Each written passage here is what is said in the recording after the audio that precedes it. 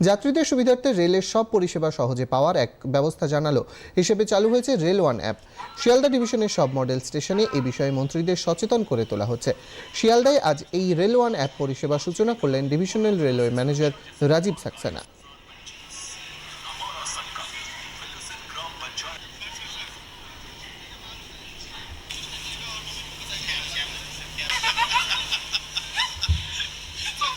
आज से एक कैंपेन लॉन्च किया गया है 6 मार्च से 12 मार्च तक के लिए, जिसमें सभी इंपॉर्टेंट स्टेशंस पर हमने कियोस्क बनाए हैं।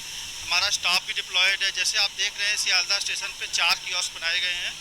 उनको किसी प्रकार की हेल्प की ज़रूरत है, उनको बताया जाएगा कि इस ऐप को कैसे यूज करना है, और हम यात्रियों से भी सहयोग की उम्मीद करेंगे कि वो खुद सीख लें और भी दूसरों को बताएं कि कैसे इसका इस्तेमाल करना है।